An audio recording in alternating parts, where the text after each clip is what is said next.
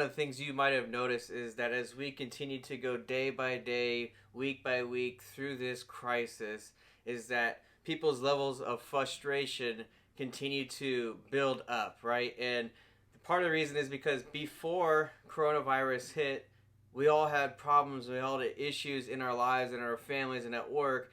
And then this pandemic happens and it kind of heightens and puts extra stress on our hearts and minds and in our lives. And so what happens is that frustration level just continues to build and build, and it feels like, okay, now everything's getting heavier and heavier and harder. And so what happens is that frustration very quickly turns into anger, and it can turn into frustration and anger towards our loved ones, our friends, our coworkers, or just the situation in general, right? You go online and you can see people fighting back and forth and yelling at each other over the internet. And so what do we do with that anger?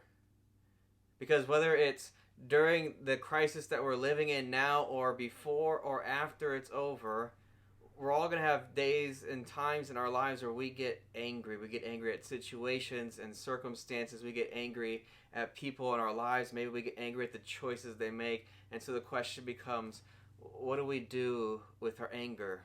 Because the Bible actually talks quite a bit about anger, and it's always told, well, don't get angry. Just let things go. Don't let it bother you. Just pray away. What the reality is, as humans, sometimes we're just gonna get angry. We're gonna get frustrated and annoyed with people or situations or choices that are made in our lives. And so the one thing we don't want to do is we don't want our anger to lead to more brokenness and hurt and sin. And that's kind of the gut reaction of our anger is to lash out, to get back, to get even, to vent all of our vitriol and our anger and our frustration at the people that are bothering us.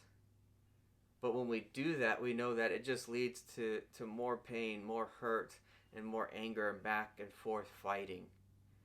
And so Jesus gives us an answer of what should we do with our anger in this life. In Mark chapter 3, it says that Jesus goes into a synagogue, a time of worship and prayer, and there's these religious leaders, the Pharisees, there, and they're watching him, and they're trying to catch Jesus doing something wrong. And while he's in this time of worship, Jesus sees a man who has a withered hand, a damaged arm. And he asks the question to the Pharisees. He says, is it right to heal on the Sabbath, right? And so he says in verse 4, then he said to them, is it lawful to do good on the Sabbath or evil, to save a life or destroy it? But they were silent. After looking around at them in anger, grieved by the hardness of their hearts, Jesus said to the man, stretch out your hand. He stretched it out, and his hand was restored or healed. And so Jesus has this moment where he gets angry. He's angry about the decisions of people around him. He's angry about their attitudes and their treatment of other people. And in his anger, he has a choice. Does he take it out on these Pharisees? Does he seek vengeance upon them?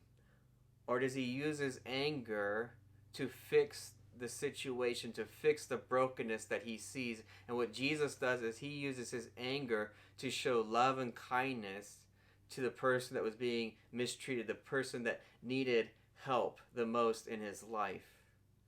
And so what we learn from Jesus is that, look, we're all going to get angry. Jesus himself got angry. The question becomes, what do we do with that anger? The lesson we learn from Jesus is that we can use our anger at circumstances and situations and brokenness and pain in the world that we see, and we go, gosh, why is that happening? That's awful. That's terrible. I wish it wasn't that way. We can use our anger for good, to motivate us in our actions and our words, to help people out, to love them, to serve them, to make sure they're treated better, make sure they're cared for and loved.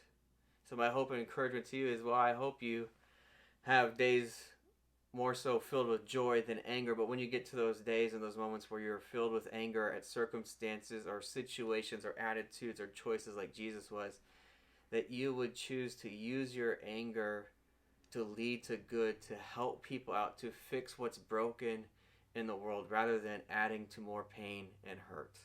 God's peace to you.